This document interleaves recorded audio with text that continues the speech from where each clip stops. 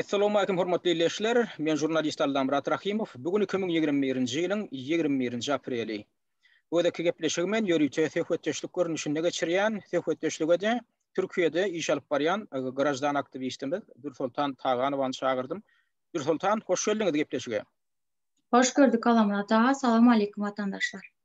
Izleyijiler, şu Dursultany şu wagtky gepleşige çağırmagymyň öz düýpli bir sebebi bar. Dekdün Jibi Moskwada yerleşen insan hukuklaryny goraýjy memorial guramasy Dursultanyň Türkiýedäki ýagdaýy barada ýörüýte bir beýanat ýaýratdy. Şu beýanata minha memorial guramasynyň resmi saýtyna yerleşdirilipdir. Şu taýda memorial guramasy ýaňy 14-nji aprelde Dursultanyň şu İstanbul'daki migrasiya gulluğuna çağırılıp şu taýda Dursultana haýbat atylanyny aýdylýar. Menem şo bolan wakaň jikmejikli barada ýörüýte sorasym gelýär Dursultana, şoň üçin ha şu gepleşige çağırdym. Sebäbi ýanky beýanatda bu bolan wakaň jikmejikligi anyk aýdylmaýar, umumrak gurrun edilýär. Şo waka nähir bolup geçdi, hem kim haýbat atdy? Bir aýda aýsaňyz Dursultan. Şol 14-nde bolupdyr şu waka, ine şuňam 21-ine dogry bir hepde geçipdir. Bir hepde mundan odal sizi çağırıpdyrlar şol migrasiya gulluğuna. Doğru. Kim çağırdy? Haýsy bölüme çağırdy? Hem näme diýdiler size? Aýyň 14-ne bir jan gelýär, saat 11-iň ýarymda er bilen. Dursultan Taganowa sizmi? Menem aýtdym, "Owa, sizi diýe migrasiya gulluğuna çağırýas." Menem soradym, "Näme üçin çağırýaňyz? Mesele näme?" Türkiýedäki ýaşaýyşyňyz barada, ýaşaýyşyňyza ruhsat barada diýe sizi çağırdyk diýe. Menem bolýa diýdim, ertir saat 11'e hiç il nobat garaşmadan özel kalem diye yerine yetirici kömekçisi bolýa Türkmen dilinde. Исполнительный помощник orus dilinde. Çağırdı, sizi görmek isleýär diye. Bolýa diýdik. Soň Goşthan diýip bir aktivistimiz var Ýaşlar Hareketiniň. Şoňa haýyş etdim. Yanımda gelin, bile barıp geler diýip. Ertesi gün saat 11'in ýarynda biz EYM migrasiya gulluğuna bardyk. Doğrudan hiç il nobat garaşmadan adım familiýam berenden meni 101-nji kabineta gönükdirdiler. 101-nji kabineta barıp adım familiýam aýdan wagtym. Aňyrda bir uzun boýly bir adam bardy. Meni 104-nji kabineta aldy. Goşthanam yanımda geljek boldy. Mesele näme? Olam eşitjek boldy. Ýöne ruhsat bermediler ona. Sen diýdiler aňyrda garaş. Ondan soň 104-nji kabinetde men 1,5 saat garaşdym. Men saat 11'e çağıranlar üçin adamın öz beýanaty. Biz seni saat 11'e garaşdyk, sen gelenim üçin diýe. Häzir men bir arkadaşym diýe Türk dilinde eýindeşi, bolýa Türkmen dilinde ýa-da dostu. Gelsin, soň başlaýas diýe. Menem aýtdym, men pirjivat edip başladym. Mesele näme öğrenjek? Yok, sen spakoyny bol. Häzir gepleşýär zat. Yarım saattan soň ýene biri bardy ýanymda, geldiler. Spakoyny oturduk. Sonra başladılar maňa, "Alamrat ağa, sen nerede ýaşaýan?" Eýem aňyrda bir list bar, listde uje not alypdyrlar. Men barada köp zatlar adres. Barada soraýyn. Şol sizi çağıran adamlar öz atlaryny, kärlerini aýtdylarmy? Kimdiklerini? Indi adam atlaryny aýtdylar. Biriniň ady ýadymda galdy. Sebäbi şo ýerden çykandan soň men nähili aýdaýyn size. Gowy adaýda çykmadym. Emosional stres ýagdaýyndan çykandyňyz da şeýdi. Owa. Şoňa ýagdaýda çykdym. Biriniň ady ýadymda galdy. Ýöne familiýasyny däldi, öz atlaryny aýdyp geçdiler maňa. Men Nihat. Şoň ady kim? Adyny aýdan adamyň ady kim? Nihat diýen biri. Nihat. Indi seredin şolar sizi çağıranlar şu migrasiya gulluğunun işgärlerimi ýa-da daşyndan başga bir gulluklardan gelen adamlarmy? Indi meni çağıranda özel kalem diýip çağırdılar. Yerine yetirici kömekçisi bolýa, исполнительный помощник. Migrasiya gulluğu diýip çağırdılar. Ýöne aňyrda maňa wezipesi bilen tanıştırmadılar meni. Atlaryny aýtdylar, familiýasyny. Daşyndan gelen başga adamlar özleriniň wezipesini tanıştırmadylar. Sebäbi siz aýtdyňyz daşyndan gelip girdiler diýdiňiz 104-nji otoga. Demek şonda daşından gelen adamlar onlar belki şu migrasiya gulluğunun işgärem däl bolmaklar mümkin. Bilemok alamrata. Kärlerini aýtmadylar, şeýlemi? Kärlerini aýtmadylar. Yok. Kärlerini aýtmadylar. Indi şolary birinjilige diýen zat näme bolupdyr? Näme şu sizi şagyrypdyrlar? Indi men ýene başyndan alaýyn. Men Türkiýede nerede yaşayanlığım barada, berde kimim var, kimim yok, çağım nerede, maşgalam nerede, näçe ýyldan beri Türkiýede galyan şu men aýtdym 9 ýarym ýyl boldy, ýa näme işler etdim, soň şu aktivistliğa haçan başladym, näme sebeplerden başladym, hemme zady deportasiýon lagerine girişim, nähili bolup geçdi, hemme zady aýdyp berdim. Soň şu zatlardan soň spakoyna oturup dinlediler. Men ondan öň adwokatyma habar berdim. Men ine gidip oturýarym, men şu nomerden çağırdylar diýip habar berendim. Adwokatym gelip bilmedi, sebäbi öňünden eýem bir başga biriniň işi bar eken, şoň üçin gelip bilmedi meniň bilen. Ýöne telefon arkaly menden habar alyp durdy. Men telefonumy öçürtdirdiler. Stoluň üstünde 2 sany telefon bardy. Özüň telefonu bir grajykda durýardy. Soň maňa aýtdylar, şu opozisiýa liderler barada soradylar. Soň Türkiýede nähili hereket edýänligimiz barada soradylar. Hereket etjekmisiz diýip soradylar. Menem aýtdym, biz bir gezek çykdyk, bäriniň kanunlaryny bozacak däl. Men yalan sözlemek islämok. Men dogrusyny aýdaýyn, eger ruhsat berse Türkiýanyň hakimiýeti biz berde basın açıklaması, Türkmenistan'daki bolan ýagdaýlar barada aýdyp geçecek, ýagdaýymyzy düşündürecek, ýöne ruhsatsız iş zat etjek däl zat diýip dogry düşündürdüm özüme.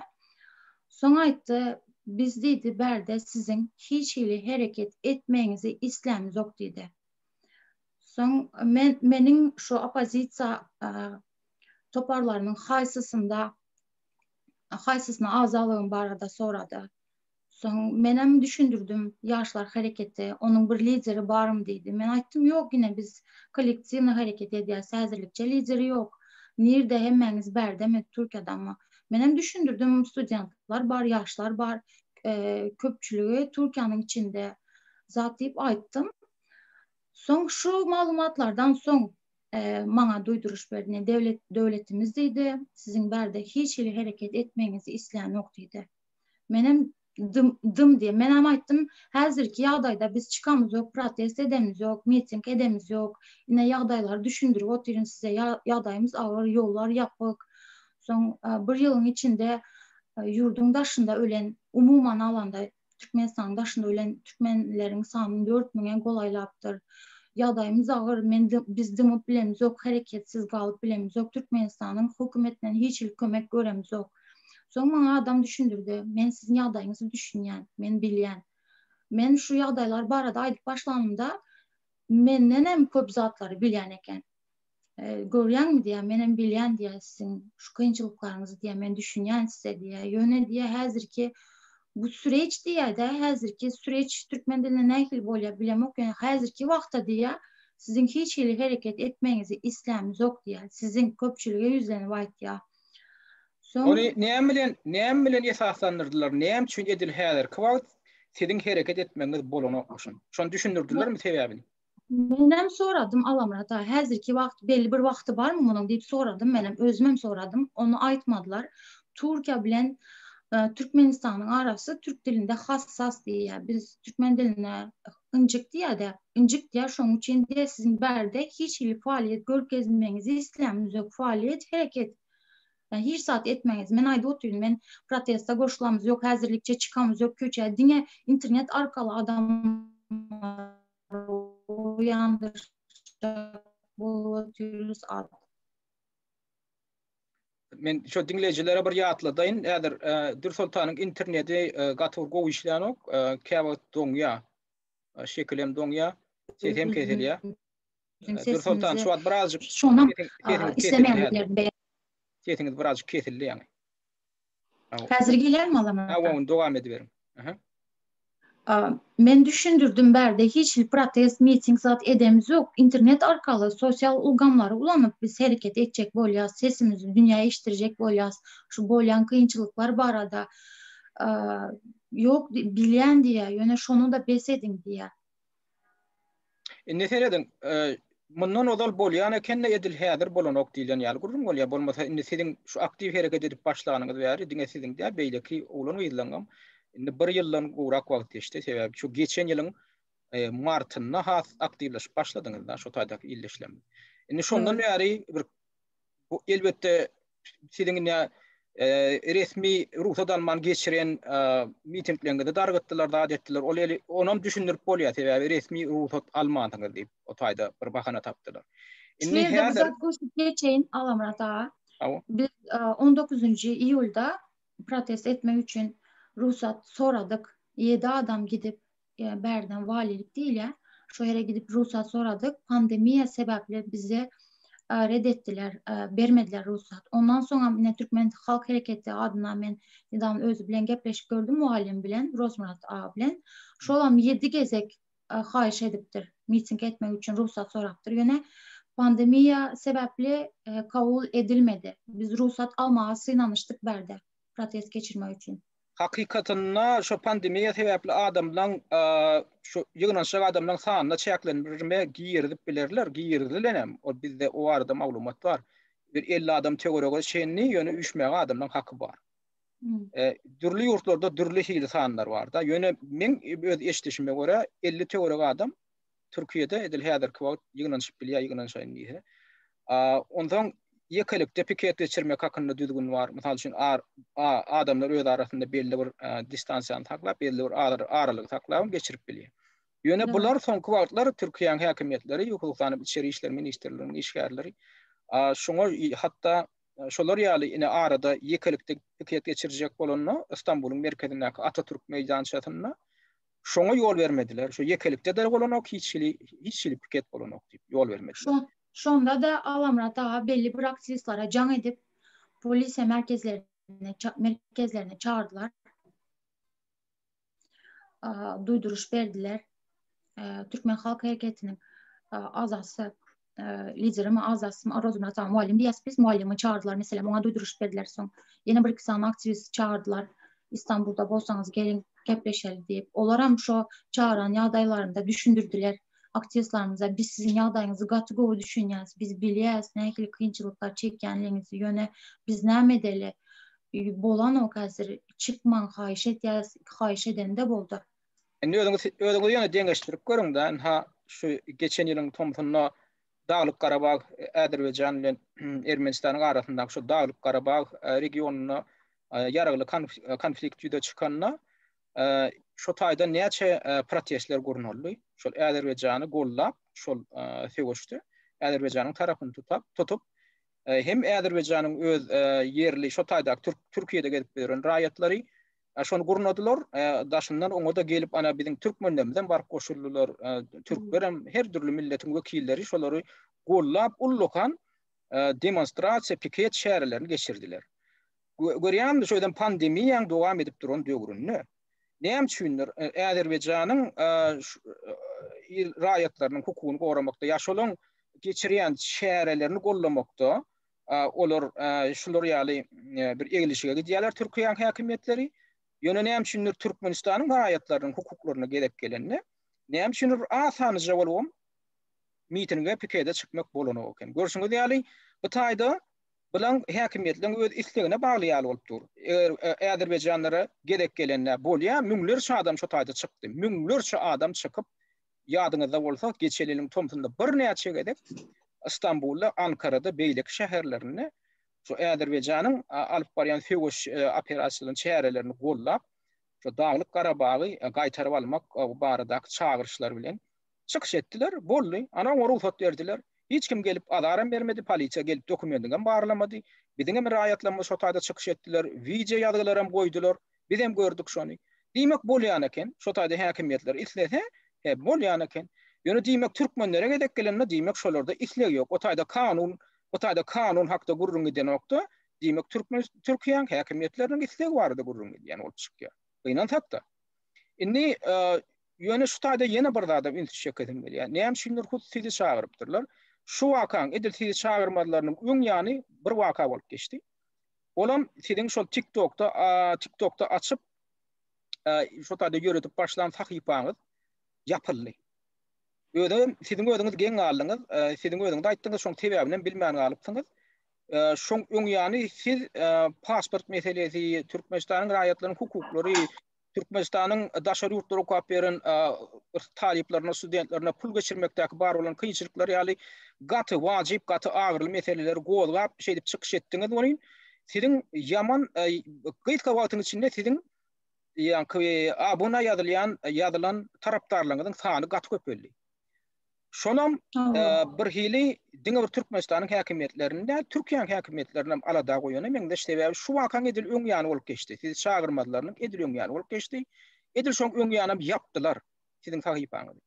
Siz şonu düşündirip biljekmi? Şoň bilen baglanşygy bardyrmy? Siziň şol TikTok'ta alyp baran ýanky çykyşlaryňyz hem siziň tarapdarlaryňyň köpelmegi esasan talip ýaşlaryň arasynda talip tarapdarlygynyň köpelmegi, sizi gollaýanyň sanynyň köpelmegi şu alada goýup bilendirmi? Türkmenistanyň häkimetleri hem Türkiýanyň häkimetleri. Indi men seni edip gördüm de Alamrat ağa, men TikTok'a näme üçin girdim? Sebäbi vatandaşlarymyzyň esasen hem ýaşlaryň köpüsi TikTok'a girdik. Kıska wagtyň içinde 13.000 подписчик diýe takipçi boldy mende. Türkmenistanly. 90% Türkmenistanly. Bundan men özüm %100 garanti berip bilýän sebäbi görýän de soň biz aňyrda TikTok'ta sizi çağırdık, Murat Kılıçiç'i çağırdık, Muhammed Ağa'nı çağırdık ve vatandaşlarımız eýem TikTok'ta edilen çıkışları görüp, mesela bir video yükleyen, aňyrda 1 minutluk sana video yükleme ruhsat berýärler. Bir video yükledim, Alamrat ağa 300.000-400.000 prosmotr bolýar. 300.000-400.000 adam görýär. Soň şu yerden görüp bilenizde näçe prosenty Türkiýanyň içinden görüldi, näçe prosenty Türkmenistanyň içinden görüldi. Soň seyredip görüp oturyň, sesimiz köp ýerlere ýetip otyr. Soň biz aýtdyk, näçe muny primo efir edemiz. Primo efirlere başladyk. Vatandaşlarymız gorkman eýem özleriniň ýüzlerini açyp sohbetdeşlige çağırıp, olaram öz mesele tankit etmeseler de meseleke bir adamlar aýtýar, men sana häzir meniň hem aýtjak zatlarym bar, ýöne hökümeti tankitlamadan aýtjak bolýa, gel goşulýarlar, çeken kynçylyklary barada şu zatlar hiç kim köpelip başlady. Şu taýda bar, men üstüren iki tane adam boldy. Birinciden şu başta size bir hili skeptik garaýşlaryň garan ýaşlar bar. Yani sizi hatta halaman size kritika ýazan ýaşlar boldy. Şu taýda men kommentariýlaryny seyretdim girip. Onun şu gysa wagtyň içinde şolaň garaýşy üýtläp, eýem şu sizi tankit eden adamdan köpüsi belli bir wagtdan sizi gollap başladylar. Hatta siziň tarapyňa da geçip, gaýta beýleklere düşündirip başlandylar hem boldy. Käbir atlaryny görünýär da. Ola bir tarapy, ikinji tarapam siz şol TikTok'un iki tane funksiyası var. Biri şol gyýtgaçyk bir mündä şeňde goýup bolýan, ýa-ni video ýazgyn goýup bolýan funksiyasy var. İkincisi, eger siz gün efir geçirip hem belli bir 1000 adamdan geçenden soň siziň ýa-ni abonaçyňyň sany 1000 adamdan geçenden soň siziň gün efir geçirmäge de mümkinçiligiňiz boldy. 1000 sany patbeşik ýüze çykandan soň. Ondan siz ýa-ni mümkinçilikden peýdalanyp, ýa-ni abonaçylygyň sany köpelenden soň siz şo mümkinçilikden peýdalanyp, ondan men bilenem beýleki ýa-ni opozisiýa liderleri bilenem bir näçe gün efirde gepleşikleri ýola goýduňuzda hatam ýa-ni ýaşlan siziň tomoşaçylaryňyň ültüni hatam köp çekip başladyňyz. Ondan siziň gepleşikleriniz hatam köp görülüp başlady. Adamdan bir hili göz açylyp urady. Öňkü düňkü sizi tankit edýän adamlar sizi tankit etmegini bet etdiler. Sebäp düşünüp uradylar. Demek hökümetiň alyp barýan syýasatyny tankitlemek, ol watanyny tankitlemek däl, ol ýurduny tankitlemek däl, ýurduňa dil ýetirmek däl, ýok. Şol ýurduny edip oturan, watanyny weýran edip oturan adamdan ýalňyşyny görkezmek, şolary dogry işletjek bolmak. Şolaryň öz boýunalan borçlaryny, şolaryň öz ýerine ýetirmeli borçlaryny ýerine ýetirjek bolmaklyk. Şolatlar siz düşündürdiňiz, ýöne köýje dil bilen. Ene şol ýa-ni bu şu tanam şolatlar bilen meşgullanyp köp iş edindiňiz bolýan. Gaty uly netije berip urady. Şolam birden ekade şonu sizi haýdydyr kimdir bilemok, kim siziň şo hakypaňyzy birden ýatyrtdylar, şonu aýyrtdylar. Siz näme pikir edýäňiz? Size şikayet geldimi TikTok'un özünden? Siz haýdydyr bir düzgünü bolýaňyz diýip şol sahypaňyzy ýapmadylaryndan öňürdi. Näme dip şonu ýaptyrdylar? Kim ýaptyrdy? Siziň pikiriňiz näme?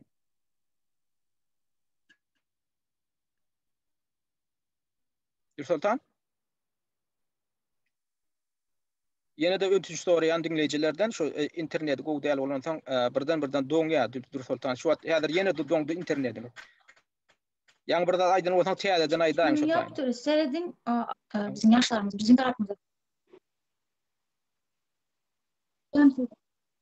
Aslında doğrudan birinci başlarda bize adamların esas soralarını biz cemledik ve mesela aktivistleri çağırdık, sizi çağırdık, yani opozisiya liderlerini çağırıp esası soralara size sorap adamların birazcık zatları düşünmeyini zat ettik. Ondan sonra alamata Süleyman Tursunbayev'in videolarını paylaştım ben TikTok'ta. Manam köp prosmotr aldı. 300 bin, 400 bin geçenli.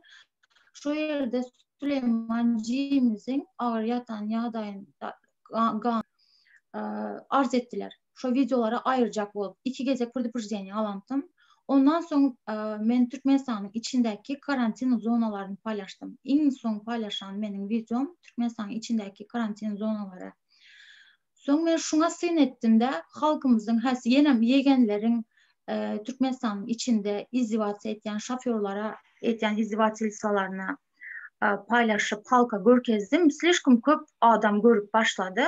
Şu en köp görülen videolara arz edip başladılar bunlar. Sebebi biz efir eden vaktimiz konsulun adından girip Türkmenistan'ın konsul sıfasının adından girip aktivistlere yazıp ana men bilen gepleşecek bolsan Yeşilköy'e gele zat deyip uğraşat eden adamlar yine biz efir eden vaktimiz sizin suratınızı çektim Türkmenistan'da hasaplaşar zat deyip korkusan adamlar oldu. Şoların etyen zatıdır deyip fikir eden.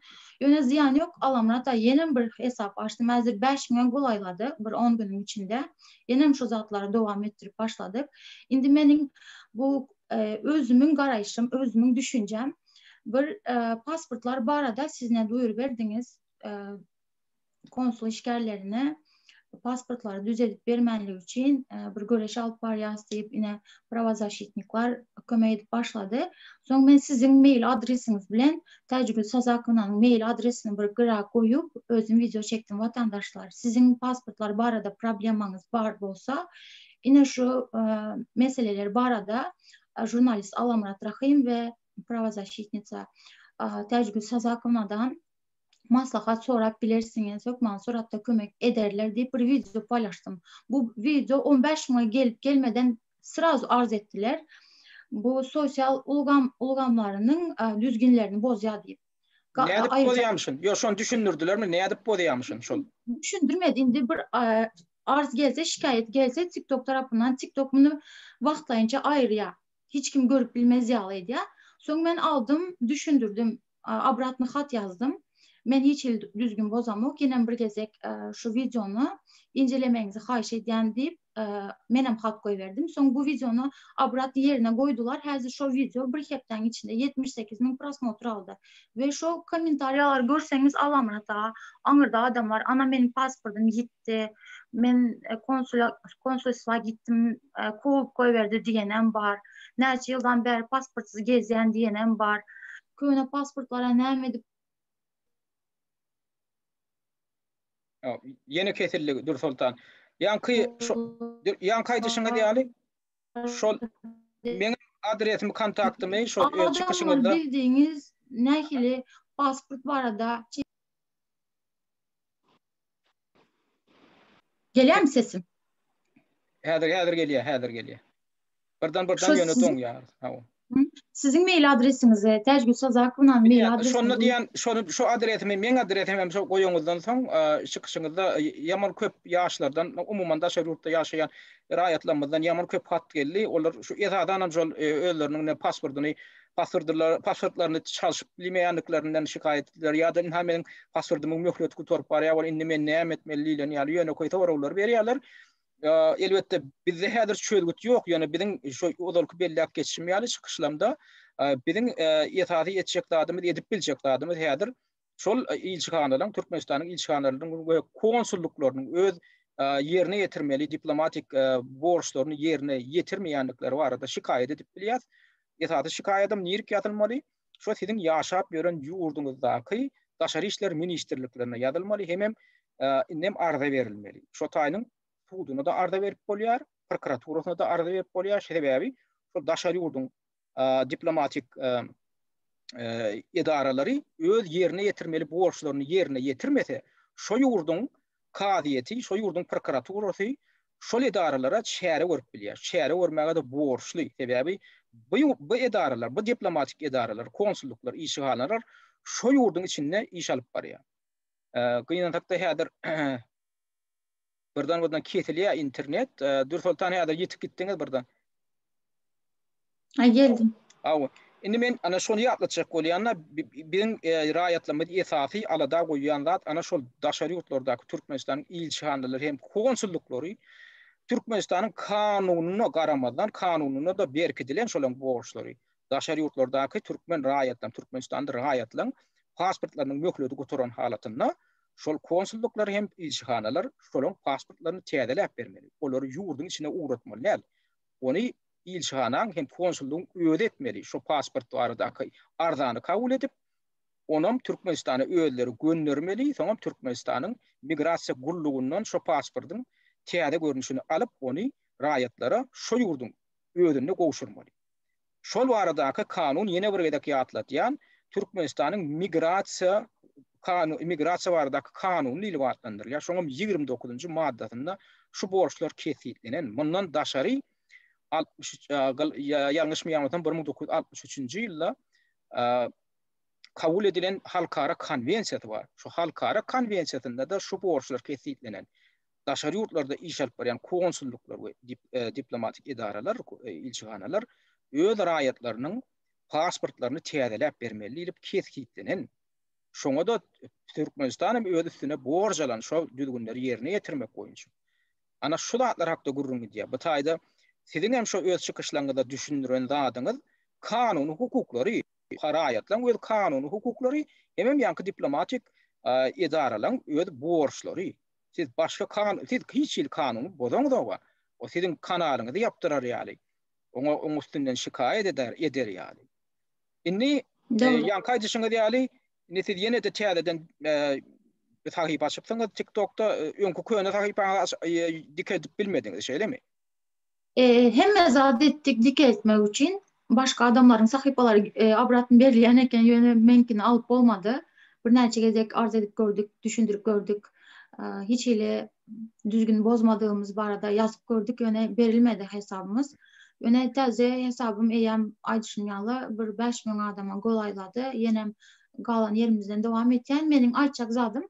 Yine ben şu pasport teması barada gurrun açtım. Ben anırda düşündürdüm. Birinci etmeli zadyňyz vatandaşlar konsulswanyň mail adresini koydum. Elektron poçta adresini koydum.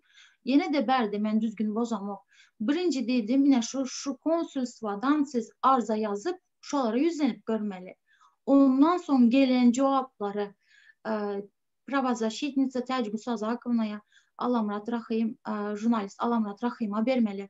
Eğer kömek etmeyecek bolsalar bir çaresini tapalayıp vatandaşlarınız berde dokumentsiz zatsı görmesin. Yine men maksadım şu, berde hiç düzgün bozulma yok. Elimden gelince vatandaşlarımıza kömek etmek sever. Bizem öğrenip oturuyoruz. Yine siz düşündürüp oturuyorsunuz. Bizem öğrenen zatlarımızı vatandaşlarımız bilen paylaşıp oturuyoruz. Berde hiç zat yok. Şunun için çağrıldım diye fikir ettim ben. Bu Türkiye'nin devletinin adından bana duyduruş verildi yöne men fikir edemok. Şonun ýaly umid etken men alamna da. Türkiýanyň döwletiniň. Indi seredin şu taýda gönden göni şu baglanyşy bar. Hedin häzir şol 14-nji aprelde Türkiýanyň migrasiýa gullugyna çağırylmagyňyz bilen şu wakaň öňýany sizin şu TikTok'ta alyp baran aktiv işiňiz, blogerlik işiňiziň arasynda bir baglanyşyk görünýär da. Bunu inkar etmek mümkin değil. Şol sebäbi sizi şu çağırıp size berilen duýdurşam şol aktivizm, opozisiýon işiňizi besedin, jemgyýetçilik, aktivlik işiňizi besedin de setiňizi çykarman oturum diýilen görkezme bolupdyr. Buň üstesine men bilişime görä, men eşitişime görä, bilişime görä şu bolan gurrun barada hiç ýerde diliňizi ýarmaň diýen şolar duýduruş beripdirler, haýwat atypdyrlar. Indi sizem Doğru. Sizem bary bar, indi şol berilen duýduruş garamadan şuny halkara ýanky insan hukuklaryny goraýjy guramalarına da ýetirmegi makul bilipsiňiz. Indi şu günin men bilenem çykyş edip oturýarsyňyz. Indi şol berilen duýduruş duyduruşdan soň näme üçin şunu aýtmakly karar etdiňiz? Jemgyýete ýetirmekli karar etdiňiz. Alamrat näme üçin diýende men kanun bozmayan berdi. Men elimden gelençe Türkiýanyň kanunlaryny bozmajak bolup, daşary çıkmadan, adamları nähil gowuk gazgalan turuzmadan kanun ýagdaýda hereket etjek bolýan. Olar meni çağırdılar, duyduruş berdiler. Advokatıma darja aýtmaly däldiğim barada. Eger aýdan ýagdaýymda men soradım, aýtsam näme bolar diýip. Men dogry aýtjan ağladım. Sebebi özüm aňa düşündirýär. Türkmenistan bilen diýe Türkiýanyň arasyndaky kardeşlik, doğanlık ara gatnaşyklary bar diýär. Men hem soradım özlerine. Onda doğanlık ara gatnaşlygymyz bar bolsa, neujeli siz şu bolýan zatlary göreňiz ok? Bizim sesimiz bolanyz ok diýip soradım. Şunu ýaly etýär, başga zat diýip bilen ok Alamrat ağa. Men sesimi duyurjak Alamrat ağa, men yza dönjek däl. Maňa aýtdylar, bir kepde soň ýene jaň etýän. Bugün men dymsam, men bilen efira goşulup, men bilen hareket edip, meniň bir sürü goldan adam bar. Şolaryň nähili aýtsam, inanýarlar, bile göreşjek bolup elinden geleni etýärler. Eger men bugün yza dönsem, ol adamlaryň umydy nähili aýdaýyn, söner diýip pikir edýän. Şoň üçin men duýdum, olaryň etýän zatlary bir kanun ýagdaýda çağırmalary, çağırandan soňra şu zatlaryň aramyza galmalylygyny aýtmalary, men berde kanun bozam ok ýene-de. Men töýdiňiz bölýän şuda da bir zat ýatlaýdan dinleýijileri de raýatlamada da şu bir zat ýatlaýdan şuda da Dursultan hiç bir kanun bolanok ýatladyk geçsem 2020-nji ýylyň 19-njy iýulunda Dursultany şol mitinge baranna dokumenti ýa-ni dokumentiniň düdüg dälligi üçin ýa-ni pasportynyň ýoklugy toranlygy üçin buny äkitdiler. Soňam şu taýda bozgunlar lagerine 3 aý golay sakladylar. Soňam Benim goşaýyn Alamrat ağa, şu yerde vatandaşlarımızın bilmeli zatlary bar. Şu mitingi organizowat eden 6 adam sayladylar. Şolaryň üstünden konsul arza yazdı. Şu 6 adamın içinde menim adım bardy.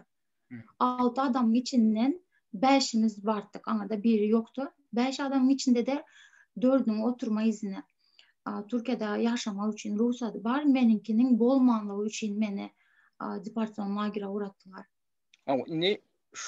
Şonda da deportasiýon lagerine saldylar da 3 aý ýaly sakladylar. Soňam insan hukuklary goraýjy guramalaryň şo Dursultanyň ýagdaýy barada alada bildirip eden beýanatlaryndan ýüzlenmelerinden soň Türkiýanyň häkimetleri Dursultany boşatdylar. Ýöne bir şert bilen ýa-ni Dursultan indi şo migrasiýa suwdyna ýüz tutup Türkiýeden oturma almak üçin, resmi oturma almak üçin şo prosesden geçmeli. Dursultanam arza bilen ýüz tutdy, ýürüýte adwokatam bar. Inni häzir Dursultan şu adam kanuny ýagdaýda ýaşap otur. Sebebi şol suwd tenýetmiň işine seredip oturýança Dursultana hiç kimiň hiç etmäge haky ýok. Dursultan kanuny bozmasa, Dursultany deportasiýa etmäge de Türkiýanyň hökümetiniň ýa migrasiýa gurulunyň haky ýok. Şol suwd şo gursa oturmakly karar çykarýança. Inni Dursultanam şu wagt şol mümkinçilikden peýdalanyp ýaşap ýör. Hemem iş alyp barýar. Şu alyp barýan işem häzirki wagt kanuny esasly iş. Bu taýda Dursultan hiç kanun bolanok dokumentinde de ýalgyşlyk bar diýip häzir Dursultany arsarmaga hiç kim haky ýok. Sebebi Dursultanyň işine heni suwdda seredilýär. Hatda Türkiýanyň suwdy häzir Dursultana siyasi oturum bermeller, siyasi gaçwaçylyga bermeller diýip höküm çykaran ýagdaýynda da ýene de Dursultany alaq etýän ýygyny uratmaga haky ýok. Näme üçin Dursultana ýene de proje bermeli. Dursultan şondan soňam öz işi barada halkara guramalaryna ýüz tutmaga Dursultanyň haky bar. Şu adwokaty ýüz tutup bilýär. Ola daralaryň biri ilkinji nowatda haýsy dara ýüz tutup bolýar. Birleşen Milletler Guramasynyň bozgunlar baradaky edarasy ýürüýçe bozgunlar barada edarasy var. Şoň bölümi Türkiýede de bar, İstanbulda da bar. Dursultan şolar ýaly ýagdaýda şol ýa-ni Birleşen Milletler Guramasynyň şol bozgunlar baradaky edarasyna ýüz tutup gaçwaçylyk alyp bilýär. Şo ýagdaýda ýa-ni Birleşen Milletler Guramasynyň edarasy Dursultany daşary ýurtlaryň birine uğradyp bilýär. Menem öz döwrümde Orsetde hem şu prosesden, şu prosedurdan geçip Men çok Birleşen Milletler Guramasynyň bozgunlar baradaky edaratynyň kömegi bilen Kanada uğradylyp Kanadadan men siýasy gaçyp galdym. Şoň üçin Nursultan siziň hesidi häzir şol migrasiýa gullugynyň işgärlerim ýa oň daşyndan bir gizlin gulluklaryň işgärleri çağırıpdyr belli däl. Ýöne sizi şeýdip çağırmaklary we sizi şeýdip haýgat atmaklary, sizi gadagan etmekleri şu bolan gurruňy hiç kime ýetirmezlik, hatta öz adwokatyna da aýtmazlyk barada şolaň eden talaby bir kanun. Häzir Türkiýanyň häkimetleri migrasiýa gullugam beýleki haýsy gulluk bolsa bolsun, şol adamlar kimin gullugyny haýsy gullugyny işgäri bolsa bolsun, şolar halkara kanundan Türkiýanyň öz kanunlaryna gödek bolup oturýarlar. Şoňa şolaň haklary ýok. Şoň üçin size aýtmaň diýen. Näme üçin? Sebäbi olar bilip otur, şolar kanuny bolýarlar. Türkiýanyň öz döwlet kanunundan bolýar, halkara alaşyklarynyň hem normalaryny bolup oturýarlar şolar. Şoň üçin siz häzir açyk çykyş etmek bilen dogry diýäňiz. Sebäbi siz şunu häzir dünýä jemgyýetçiligine ýetirýäňiz. Eger şundan soňam şolar size ellerini batyrjak bolsalar, ellerini batyraýsalar, olar onlar şol adamlar tutjak apärçiliginde çekilmeli bolarlar. Biz bu urda da alad ederiz. Size adar beren adamlara karşı biz suwda ýututar. Türkiýanyň suwdyna, Türkiýanyň ýokary suwdyna çenli, halkara suwdyna çenli biz arda berip şikayet edip bilýär, şonu biz ederiz. Şoň üçin şu size adar beren adamlar, adar berjek bolýan adamlar bilip goýsunlar. Şu Nursultanyň kanun bozman häzirki edip alyp barýan aktivistlik işi, jemgyýetçilik aktivizm işi, kanun bozanak, şoň işi legal iş, kanun iş, şoňa garşy siziň hiç ýyly garşylyk görkezmäge hakyňyz ýok. Nursultany çağırıp haýbat atmaga siziň hakyňyz ýok.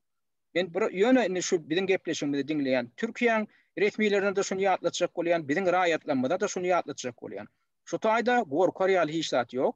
Siz hem öz işiňizi dowam etdiriň. Diňe kanun bolan ýagdaýyňyzda olaram şonu esaslandyryp şonu düşündirip bilen ýagdaýynda. Onu biz onu dinläp bileriz, biz onu seredip bileriz. Onu da serederiz. Nirde kanun bozupdyr, haýsy kanun, haýsy maddasy bozulupdyr. Şonam şolar düşündirmeli. Ene umuman Ene bizat koşup geçeyin Alamrat ağa. Men şonda baran günüm yarım saat ýaly güründeşlik etdik. Şonda men aýtdym.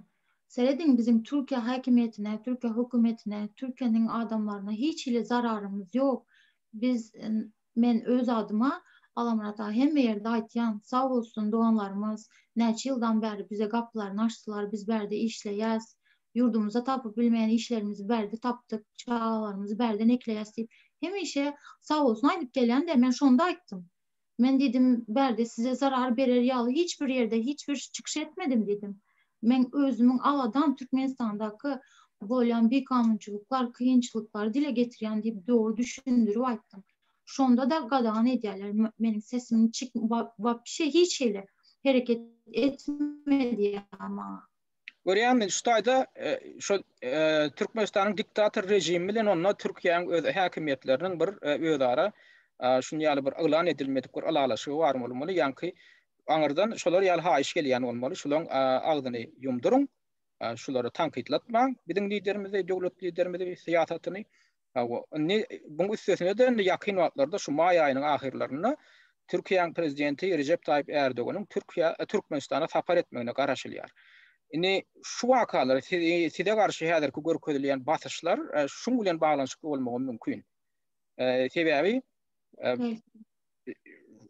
Türkiýe häzir Türkiýanyň lideri aňyryk barsa, aňyrda belki näme üçin biziň raýatlanmada beýdik gaýgyrdyk görseňiz diýilen ýaly mesele goýulmagy mümkin. Ýöne şu taýda Recep Tayyip Erdoğan bilmeli zady gaýta Recep Tayyip Erdoğan'ın özü şu meseleni goýmaly. Siziň ina milyona golay raýatyňyz, ina adından milyona golay raýatyňyz ina Türkiýede ýaşap. Biziň ýurdumyzda ödem aglabasy şular ýaly dokumentsiz ýaşamaga mejbur bolýar. Näme üçin olara dokument berýär? Näme üçin olary iş bilen şu ýurdun, öz ýurduňyzda 3 neden ok diýip berdim Muhammedow şu meseleni goýmaly. Näme üçin sen şolary ekleýän ok? Näme üçin olar gelip biziň ýurdumyzda şular ýaly kynçylyk çekmeli? Näme üçin şolara eýe çykan ok? Näme üçin şunça raýatlaryň Türkiýede aradan çykdy? Näme üçin şolara eýe çykan ok? Näme üçin şolaryň jetedini akadýan ok? Näme üçin bular barada gyýnan çyldyryp bir ýüllenme kabul edýän ok? Şu zatlar goýmaly. Adam kim? Türkiýanyň prezidenti. Türkiýanyň resmiýleri şu meseleleri galdyrmaly, gaýta olaň özleri. Emma biziň raýatlarymyz şu meselelerini galdyrmaly, eýem şolaň agdyny ýapdyrjak bolýar. Şoň üçin şu taýda edilmeli iş nämenni? Türkiýanyň prezidenti Türkmenistana barmaka şoňa ýüzlenme kabul etmeli. Olam ediler. Şoňa ýatlatmaly. Eger özi bilmeýän bolsa, eger özüne şu maglumatlar ýetirilmeýän bolsa, onda şoňa biz ýetireriz. Biz ýetirmeli. Şonam näme etmeli? Ine Türkmenistanyň prezidenti bilen duşuşaňyzda gayrat ediňde Erdogan ine şu meseleleri keterdik goýun. Näme üçin Türkmenistanyň raýatlarynyň hukuklary şeýle göjek ýagdaýda bozulýar? Näme üçin Türkmenistanyň raýatlaryna hökümet Türkmenistanyň öz hökümeti eýe çıkanok? Şular ýaly bir giden meseleleri biz anyk intak kefitlap goýarys. Şonu da haýyş ederiz.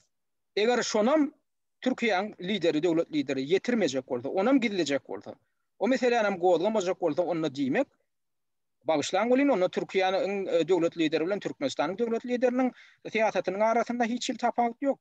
Bagışlan bolyn, bularyň ýaň ýakynda mart aýynyň ahyrynda Turan türki dilli halklaryň arasynda Turan birligi diýilen ýaly türki dilde ýurtlaryň ýanky saýuzy diýilen ýaly bir zady döretmek barada maslahat edýärler. Onu bu näme bilen goturjak ahir soňy? Eger ertek gün ýene şular ýaly biziň türki dilli döwletlerimiň liderleriniň arasynda şular ýaly diktatorlaryň arasyndaky bir ulalaşyk dörejek bolsa, ol ulalaşykdan hem adat raýatlary hiç il peýda gelmejek bolsa, onda ol ulalaşygyň geregi ýok. Olar ýaly saýudyň, olar ýaly bileşigiň, onda adat halklara, adat raýatlara hiç il geregi ýok. Bu näme görkezýär? Onda geljekde şolar ýaly döredilýek bileşik, nähil bileşik bolmaly, diktatorlaryň ödara bir ulalaşyk ýaly ulalaşyk bolmaly, olaram diňe bir-biriniň arkasyny tutmaly, bir-biriniň hapasyny geljek bolmaly.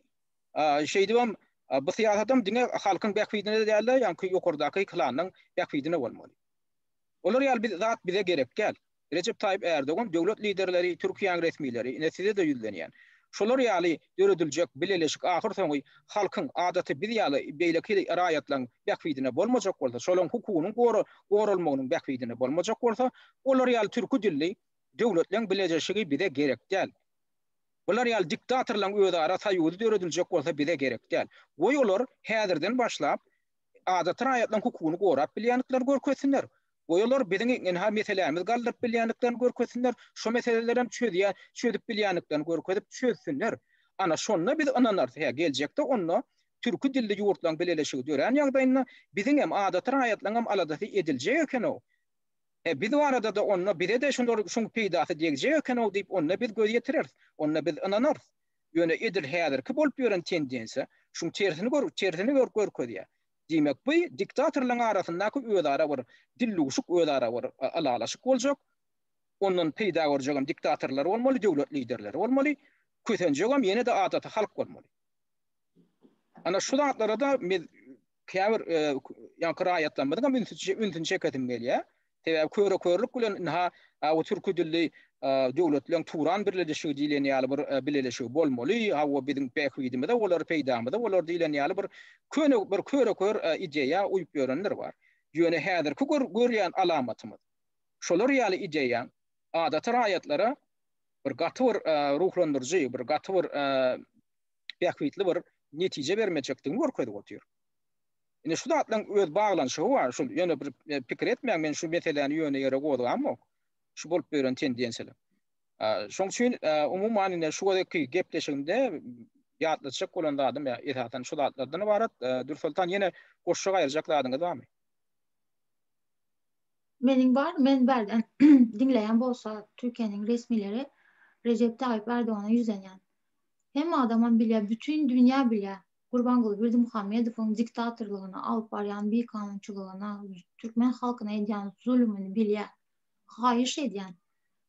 Aktivistlara dımdıracak bolup, sesini çıkarmacak bolup basışlar etmeň. Siz bizim halkymyzyň tarapynda bolun. Sebäbi Türkiýanyň içinde has kıyın ýagdaýda Türkmenistan raýatlary sağlıktan peýdalanyp bilen ýoklar. Dokumentlarynyň her hili birinin pasportu ýiten, birinin möhületi dolan ýene bir zat çağalarına dokument alıp bilen ýoklar. Näçe adam bize ýüz tutýar. Ine men pasportumyň möhületi dolan üçin çağıma pasport alıp bilemok, okuwaý berip bilemok. Näçe adam jaň etýär. Köp adamlar bar dokumentlar bolmanlygy üçin bolnitsalara gitýärler. Operasiýa boljak ýa-da ýene bir mesele bolanda köp pul soraýarlar, sigortasy zat bolman üçin. şu meselelere üns çekecek bolup, dikkat çekecek bolup etken zadımız sizin devletinize, sizin rayatlarınıza hiç ile azarımız yok. Şunun için aktivistlara, şu hak, hukuk için öne çıkan adamlara azar vermemenizi hayiş ederiz. Bolýan Dursultan şuwedeki höwetdeşligi ştaýda tamamlaýaly. Beren gurulmagyň üçin köp sag bol. Hormatly dinleýijiler, hormatly watandaşlar, gedekki höwetdeşligimde Türkiýede iş alyp barayan jemgyýetçilik syýasy aktivizm işini alyp barayan illeşimiz Dursultan Tagany bilen höwetdeş bolduk. Höwetdeşligim jurnalist Allamrat Rahimov alyp bardy. Bilferip dinleýäniňiz üçin köp sag bolun. Sağ olun.